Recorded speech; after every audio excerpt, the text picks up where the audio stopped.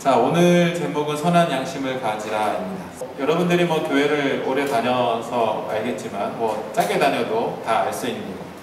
아, 그리스도인이 되면 착하게 살아야 돼. 뭐 이 정도는 알 거예요. 그리고 또 착하게 살아보려고 노력도 많이 할 겁니다. 교회 다닌다면 선하게 살아야 되는 것은 알아요. 그리고 관심도 가져요. 그것쯤은 너무나 쉽게 알 수 있는 거죠. 왜냐하면 교회에서 가장 많이 얘기하는 게 뭐 사랑 뭐 이런 거니까. 그런데 여러분들이 지금 생각을 한번 해보세요. 그리스도인들이 선한 삶을 잘 살고 있나요? 그냥 전체적으로 봤을 때. 시연이는 그런 것 같아. 그리스도인들이 대체적으로 선한 삶을 잘 살고 있는 것 같다고 표현한 거. 아닌 것도 있죠, 그죠? 그러니까 사실은 좋은 삶의 모범이 돼야 되는데 그렇지 못하고 살아가는 그리스도인들도 사실은 많아요. 그렇죠? 그리스도인이라고 얘기하지만 뭐 좀 편하게 얘기하면 교회에 다닌다고 얘기하지만 선한 양심을 가지고 살아가지 못하는 사람들도 많이 있다는 거죠. 어떤 사람들이 보기에는 종교를 갖는다는 게 저 사람들이 삶의 변화를 위해서 긍정적으로 좀 삶의 변화를 위해서 종교를 갖는가 보다 생각하는 것도 있지만 또 부정적인 면에서는 집단 이기주의에 빠져있는 사람들 이렇게 생각하는 경우도 사실은 있죠. 이게 좀 약간 세계적으로도 좀 비슷한 양상을 보이고 있는 것 같아요. 종교가 기독교든 뭐든 특히 이제 종교가 굉장히 배타적이고 집단 이기적인 양상을 보이게 되죠. 그렇게 보면 많은 사람들이 어떤 사람들은 이제 종교는 끝이다. 종교에서는 뭐 크게 선한 것을 찾아볼 수가 없고 기대할 수 없다. 이렇게 말하는 사람도 있어요. 여러분은 어떻게 생각하세요? 정말 그럴까요? 이제 종교는 쓸모없을까요? 그렇게 생각 안 하니까 여기 나와 있겠지. 본인들은. 사실은 절대 그럴 수 없어요. 절대 그런 일은 일어나지 않아요. 종교가 의미가 없어지거나 신앙하는 것이 이제는 신앙하는 것보다 더 좋은 다른 어떤 대안제가 나온다는 것은 사실 있을 수 없어요. 왜냐하면 파스칼 알죠? 수학자이면서 종교학자예요. 근데 이 사람이 이런 말을 했어요. 모든 사람에게는 오직 하나님만이 채울 수 있는 하나님이 만드신 공간이 있다. 이런 표현을 했어요. 무슨 말인지 뭐 금방 이해하죠? 아무리 어떤 걸 채워서 만족을 한다 하더라도 여전히 하나님만 채울 수 있는 공간이 있다는 거죠. 사람은 하나님을 만나지 않으면 여전히 공허함에 사로잡혀 살 수밖에 없는 이런 얘기를 파스칼이 했어요. 근데 성경에도 그런 얘기가 나와요. 전도서 3장에 보면 하나님이 사람에게는 영원을 사모하는 마음을 주셨다. 이렇게 나와요. 영원을 사모하는 마음. 영원이라는 것은 이 시간의 영원함 이렇게 쉽게 표현할 수 있는데 그러니까 다른 동물, 식물들, 다른 생명체와는 다르게 사람에게는 영원한 세계가 있다는 것에 대한 인식을 할 수 있게 하나님이 만드셨다는 거죠. 그렇기 때문에 사람은 영원한 세상에 대한 인지가 있고 또 영원히 존재하는 것에 대한 갈망함이 있는 거예요. 그리고 영원히 존재할 수밖에 없는 자신이라는 그 생각을 하게 되는 거예요. 이거를 내가 의식하고 알고 있든 의식하지 못하는 우리의 영혼에는 그런 게 있다는 거죠. 아무리 인문학이 발달해도 아무리 사람의 지적 수준이 높아지고 뭐 AI가 컴퓨터가 나타나갖고 세상의 모든 지혜를 며칠 만에 다 탐독해갖고 알려주는 시대가 된다 할지라도 세상의 모든 이치를 파악해서 정말 천재처럼 살아가는 사람이라 할지라도 모든 사람에게는 하나님만이 채울 수 있는 공간이 있다는 거죠. 그래서 사람은 결국 종교를 찾게 됩니다. 그게 기독교든 불교든 뭐든 종교심이 생길 수밖에 없어요. 여러분 9.11 테러 너무 옛날 얘기인가? 나 대학생 때 얘기인데 9.11 테러 사건을 알죠? 그쵸? 미국의 그 쌍둥이 그 금융타워에 비행기가 가봤어요. 저는 그걸 대학 때 이제 TV로 봤는데 무슨 영화 틀어주는 줄 알았어. 알고 봤더니 뉴스래. 그러니까 깜짝 놀랐는데 9.12 테러 사태가 일어나고 나서 그때 한 번에 5,000명이 죽었어요. 거기 안에 있던 사람들이 대략. 근데 미국 사회에 어떤 일이 났냐면 교회라는 교회마다 사람들이 더 많이 북적대기 시작하는 거예요. 왜냐하면 이제 사실은 돈, 세상에 가장 그 가치 있다고 여겨지는 뭐 돈, 그들이 정말 가장 상징적으로 세워놓은 빌딩, 아무 의미가 없는 거죠. 그래서 교회, 전 보는 데, 그러니까 종교시설에 사람들이 막 몰리기 시작했대요. 그 테러 이후에 그 미국 사회 변화를 보면, 그런 걸 보면 사람들은 결국은 자신의 삶에 있어서 영원한 것을 갈망하기 때문에 종교심이 없을 수 없어요. 그래서 신을 찾게 되고 절대적인 존재에 대한 어떤 바램이 있다는 거죠. 그래서 여전히 신앙을 갖는다라는 건 사람들에게 있어서 막연하지만 굉장히 삶의 긍정적인 변화를 가져올 수 있다라는 기대감을 사실은 만들게 돼요. 여러분들과 저도 하나님을 믿는 그리스도인이 되어서 신앙을 갖는다라는 것에 사실은 긍정적인 변화에 대한 기대감을 갖고 신앙생활을 하잖아요. 그렇죠? 하나님의 은혜, 아니면 내가 신앙생활을 적극적으로 함으로 하나님을 알아감으로써 얻게 되는 어떤 성장, 변화, 이런 것들에 대한 기대가 있다는 거죠. 그런 기대는 초기 그 교회 공동체부터 시작해서 지금까지 여전히 변함없이 오는 거고, 베드로 전서를 썼던 이 저자도 그리스도인이 된 사람들에게 어떻게 그리스도인으로서 성장하고 변화되어질 것인가에 대해서 계속 요구하는 일들이 일어나죠. 오늘 본문도 사실은 그거예요. 그리스도인으로서 어떻게 살아가야 돼.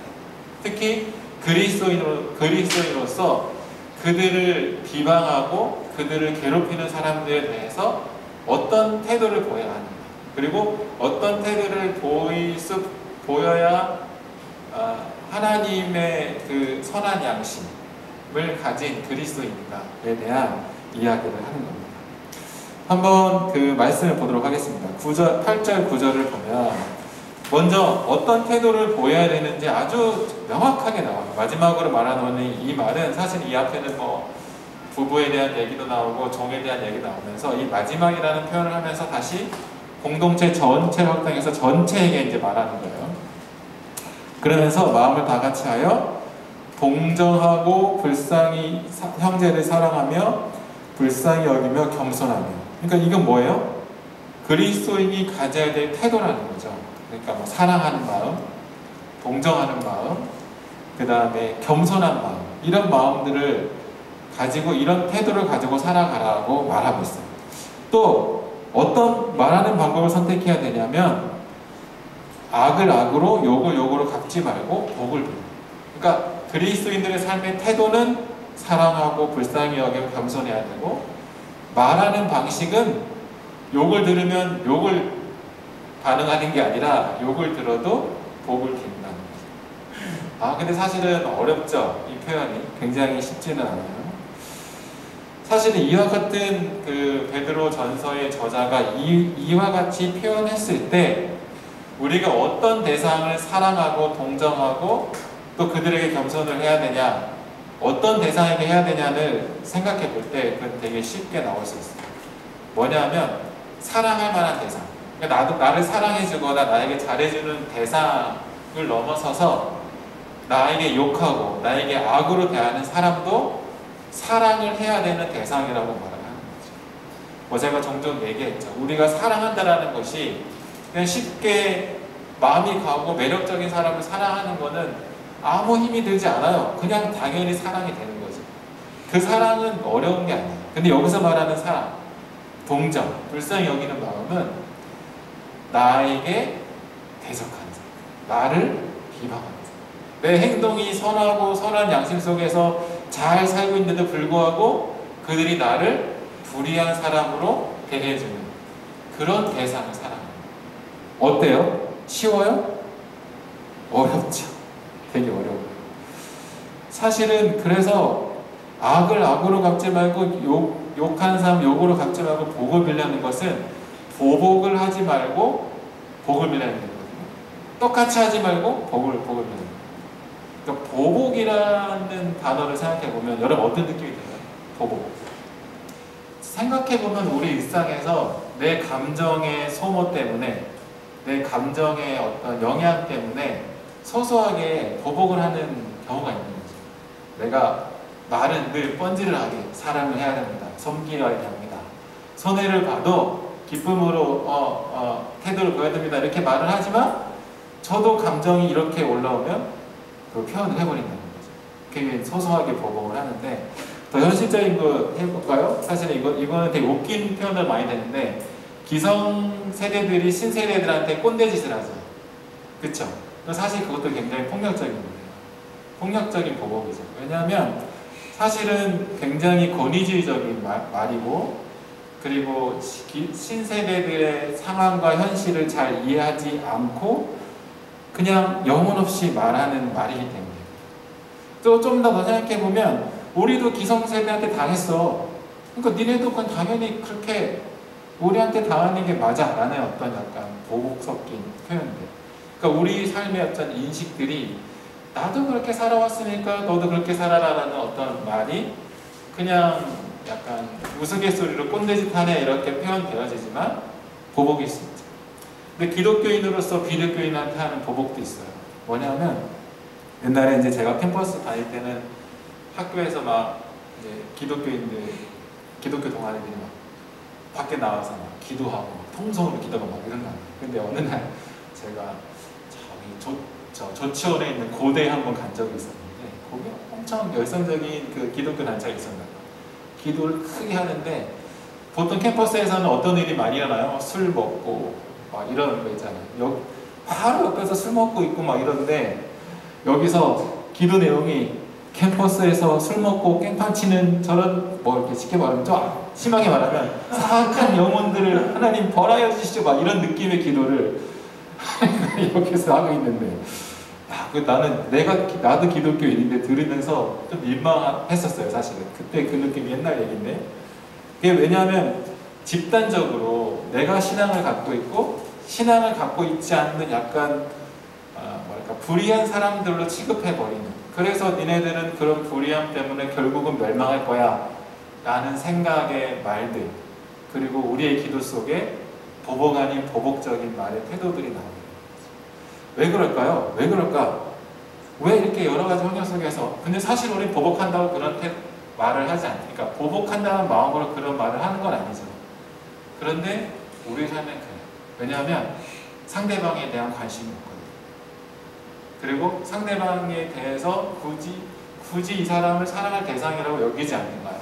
우리랑은 다른 경계선 밖에 있는 사람들, 관심 없는 사람들, 이 교회 안에 있어야지만, 이렇게 예배 나와야지만 그래 내 관심에 있는 사람들, 그래 얘네들만 관심 갖고 내가 사랑해줄 대상이라고 생각하고 나머지는 어떻게 살든 말든 상관없이.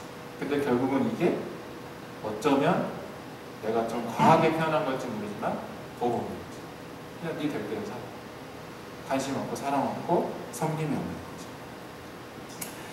이런 상황에, 그러니까 우리도 조금만 신경 쓰지 않으면 그렇게 된다는 거죠. 그럼 어떻게 하면 우리에게 악으로, 우리에게 욕으로 대하는 사람들을 대해서 보복하지 않는 걸 선택할 수 있을까? 어떻게 하면 그렇게 할 수 있을까요? 더더욱이 우리를 괴롭히는 사람이 생각나면 사실은 그 보복을 안 해야지라는 생각을 하기가 더 어렵죠. 사실 쉽지 않죠. 그래서 이제 여기서는 그러면 어떻게 해야 되냐, 처음에 방법을 알려주긴 해요. 그 10절 한번 볼까요? 10절 한번 10절 다 같이 읽어볼까요? 시작.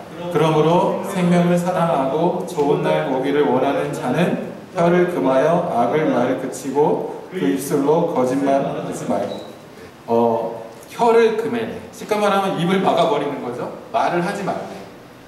뭐 조금 더 해석해서 말하면 그러니까 말하는 것을 제한하는 거죠. 절제하는 거죠. 우리 말하면 말을 가려서 하는 거죠. 내가 짜증이 났어. 짜증이 나는 걸 표현을 할 수밖에 없게 되는 상황이 된다 하면 그 표현을 그러니까 절제하는, 그러니까 정제하는 거죠. 그러니까 좋은 표현으로 바꿔서 가는 거죠. 내 마음 상태를 알리고 싶어도 친절하게 알릴 수 있는 그런 말을 가야 돼요. 우리의 입술에 나오는 표현들을 정리를 해야 합니다. 우리의 태도, 감정, 상황들이 우리의 입술을 통해 나가는 거잖아. 근데 이거를 절제하면서 표현해요. 근데 여기서 좀 더 적극적으로 어떻게 표현하라고 하냐면 11절에 악에서 떠나 선을 행하고 화평을 구하라. 평안하십시오 이런 말을 하라는 거죠. 상대방에게. 뭐 평소에 평안하십시오 이런 말을 하지 않지만 어쨌든 우리 말 표현이 되게 선한 게 나가야 되는데 사실 감정이 따라오지 않으면 표현을 할 수 없다고 생각하거든요. 우리는. 그렇지 않아요? 내 마음이 동해야 뭐 반응을 보이지. 안 그러면 표현할 수 없다고 하잖아요. 근데 여기서는 직설적으로 얘기하면 하나님의 명령에 순종해서 그 말을 표현해버리래. 제가 생각한 건 그래요. 그러니까 감정이 따라오지 않아도 하나님 말에 순종해서 여기 뭐 복을 빌어라 하면 그 복을 비는 말을 표현해버려요. 화평을 비는 말을 표현해버려요. 욕은 다물고 화평을 비는 말을 표현하는 거죠. 근데 여전히 우리 마음은 어떨까? 상태는 부글부글 끓고 화도 나고 짜도 나고. 그런데 표현은 복을 빌고 화평을 하는 거예요. 거기까지 우선 해보라고 여기서 지금 표현하고 있는 거죠. 자, 왜 그러냐면 보면 그렇게 해야 되는 이유가 있고 또 그렇게 함으로써 우리가 그런 말이 실제가 될 수 있게 될지 모른다는 희망이 있는 게 뭐냐면 12절 한번 읽어볼까요? 시작! 주의 눈은 의인을 향하시고 그의 귀는 의인의 간구를 기울이시되 주의 얼굴은 악행하는 자들을 대하시는다. 네. 하나님은 의인의 행함을 보시고 의인의 간구를 들으신다고 하셨어요. 그러니까 우리가 표현하는 것들을 보고 들으신다는 거죠. 우리가 어떤 기도를 하는지, 우리가 어떤 바람을 가지는지, 우리가 어떤 태도를 하시는지, 하는지 다 보고 들으시고 알고 계시다는 거죠. 이 말은 하나님이 우리를 유심히 관찰하셔서 우리가 좋은 행동하면 칭찬 주고 나쁜 행동하면 뭐 벌을 준다 이렇게 하는 표현이 아니라 우리가 하려고 하는 태도에 대해서 도움을 주시려고 하시는 보시는 것과 들으시는 것. 내가 마음은 부글부글 끓지만 복을 비는 선포의 말을 했어요. 그리고 화평을 말을 했어요. 그 말을 표현하면 하나님이 그 행동에 진짜 능력이 될 수 있도록 도와주신다. 제가 말 좀 어렵게 했지만 뭔 말인지 이해는 가죠. 우리가 표현하는 순간 우리의 마음이 달라질 수 있다는 거예요. 내가 준비돼서 말하는 게 아니라 순종해서 표현하면 우리 마음이 달라진다는 거예요. 왜? 하나님이 우리의 태도와 우리의 말에 귀를 기울이시기 때문에. 그래서 우리를 도와주시기 때문에 그렇다는 거죠. 그래서 우리는 보복을 멈추고 화평을 말해요. 그러면 우리가 하는 행동을 보시고 그 일을 온전히 드러낼 수 있도록 하나님께서 우리를 사용하신다. 빌립보서 2장 13절에 이렇게 써 있습니다. 너희 안에서 행하시는 이는 하나님이시니 자기의 기쁘신 뜻을 위하여 너희에게 소원을 두고 행하게 하시나니. 이런 말. 뭐냐면 하나님의 뜻대로 행할 수 있는 마음을 주시고 그 다음에 그것을 행할 수 있는 능력도 주신다는 거예요.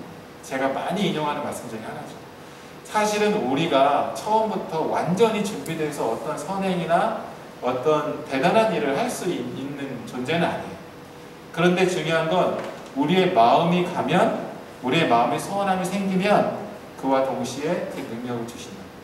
할 수 있는 힘을 주신다.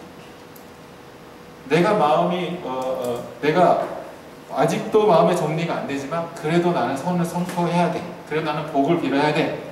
라는 우리의 그 순종하는 믿음의 선포가 우리를 실제 그런 사람으로 만들어 가신다는 거죠. 그게 하나님의 역사예요. 그게 그리고 베드로전서 저자가 우리에게 희망을 주는 말을 하는 거죠. 이 저자는 또 우리에게 어떤 말을 하냐면 9절에 보면 9절에 악을 악으로 욕을 욕으로 갚지 말고 도리어 복을 빌라.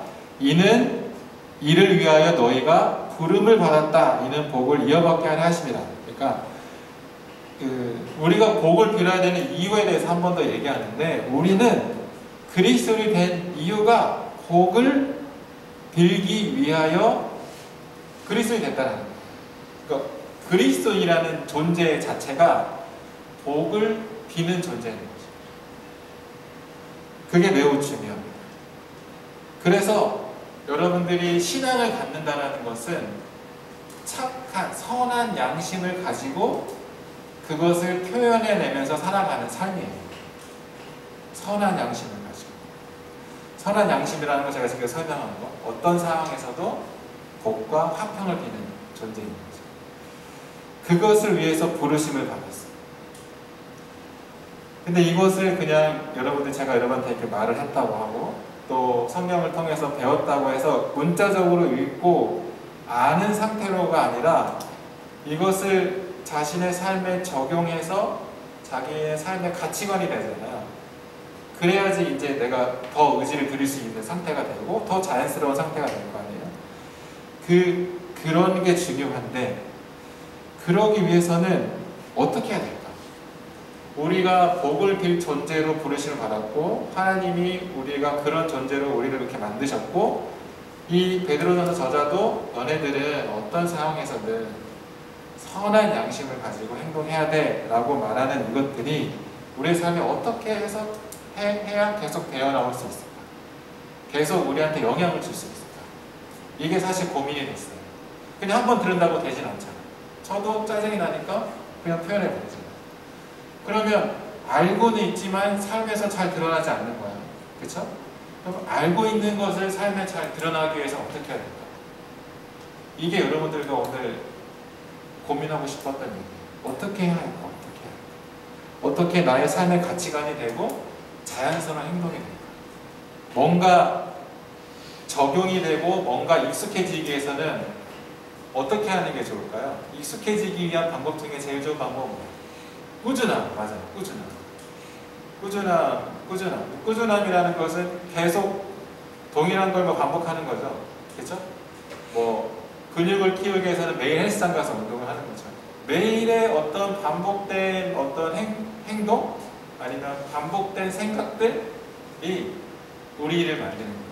결국 아무것도 아닌 것 같지만 하나님이 우리를 사랑을 해야 하는 존재를 만들었어. 하나님이 우리가 복을 빚는 존재로 우리를 했어. 근데 우리 인식이 안 돼, 잘. 그럴 때 어떻게 해야 돼? 그걸 매일매일 반복해서 자기 자신에 대해 생각을 하는 거죠. 첫 번째. 아, 나는 그리스도인이야. 그리스도인이 뭐라고 했지? 아, 복을 빚는 존재네. 이렇게 생각을 하는 거죠. 반복해서. 그럴 때 우리의 삶의 어떤 그 가치관으로 선명하게 이렇게 나의 삶 가운데 이렇게 녹아져요. 그럴 때 이제 어떤 상황이 됐을 때 행동으로 드러나게 돼요.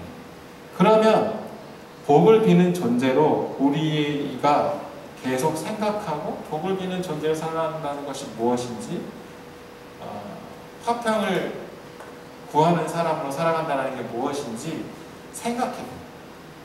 생각해봐서 계속 매일매일 좀 선언하고 다짐하고 이런 가운데 확정이 돼요. 더 좋은 거는 글로 써는 거죠. 글로 표현이 되게 좋아요. 우리가 그리스도인으로서 어떤 사람인지 내가 스스로 생각하고 적어내는 거 얼마나 중요한지 사실은 실제적인 사회과학적 분야에서도 이렇게 드러나는 거죠. 근데 여기 사실은 성경에서는 날마다 얘기합니다. 너 자신이 어떤 존재인지, 하나님이 너를 어떤 존재로 부르시고 만들었는지 알아야 된다. 그리고 그것을 매일매일 생각해야 된다는 거죠. 우리가 우리의 삶의 어떤 삶의 극적인 변화에 대한 기대감이 크죠. 교회 다니면 갑자기 착해질 것 같고, 교회 다니면 복을 받아갖고 뭐 정말 괜찮은 삶을 살 것 같다라는 어떤 기대감이 있죠. 근데 그런 일은 사실 거의 일어나지 않습니다. 뭐 없지는 않겠지만 하나님의 능력이라는 건 무한하니까. 근데 대부분은 뭐냐면 그런 삶의 가치를 받아들이는 것들이 매일매일 반복과 다짐이 되고 연습되어지고 기록되어져서 훈련되어지고 실천되어져서 그 열매로 나타납니다. 그 방향으로 갔습니다. 그래서 신앙생활은 단순한 반복을 통해서 사실은 나의 신앙의 어떤 힘을 길러내는 그것이 오늘 여러분들과 제가 여러분들에게 말해주고 싶었던 거죠. 우리는 복을 빌 존재로 하나님께서 부르셨어요. 여러분들이 그리스도인이 됐다면 착하게 살아야 되는 건 알아. 그럼 어떻게 착하게 살아? 그럼 내가 어떤 사람인지 날마다 기억해내요. 그걸 한번 적어보는 것도 좋은 거죠. 이게 신앙의 습관을 들이는 거예요. 그래서 처음에는 이렇게 습관 들이는 것이 의미 없어 보이지만 매일매일의 습관으로 자리 잡으면 그것이 여러분들의 신앙의 강력한 힘입니다. 사실은 의식적으로 하지 않아도 오랫동안 신앙생활 한 사람들의 삶의 태도를 보면 자리 잡은, 그러니까 어떻게, 그러니까 의지를 들이지, 굳이 의지를 들이지 않아도 자리 잡은 신앙 형태들이 있어요. 그래서 누가 어떻게 강력하게 동기부여하지 않아도 나와 하나님과의 관계 속에서 스스로 행동으로 보일 수 있는 어떤 신앙의 힘이라는 게 있거든요. 그것은 반복해서 일어나는 거죠. 그게 신앙의 강력한 힘으로 자리 잡고 그것이 바로 믿음의 확신이 되고 하나님을 신앙하는 삶의 정체성으로 나타나게 되고 우리의 삶의 가치관으로 나타나요. 그러면 교회에 오든 혼자 살든 누구랑 있든 없든 언제나 꾸준하게 그 가치관을 때문에 나의 태도는 하나님의 사람으로서의 자연스러운 태도를 가져오게 되는 거죠. 여러분들도 도전해보세요. 신앙생활이라는 게 제가 올해 들어서 진짜 계속 반복해서 얘기하는데 작은 것부터 시작해보자. 그리고 꾸준히 해보자. 뭐든. 그리고 그것들을 통해서 하나님이 나에게 어떤 일을 행하시는 거죠. 우리 하나님은 우리의 행동을 보시고 우리의 감독의 귀를 기울이시는 분이시니까 그리스도로서 선한 양심을 갖기 위해서 여러분들이 날마다 매일매일 그리스도로서 나는 어떤 삶을 살아야 되는가에 대해서 고민하고 적어보고 생각해보는 그런 삶을 살았으면 좋겠습니다. 네, 기도하겠습니다.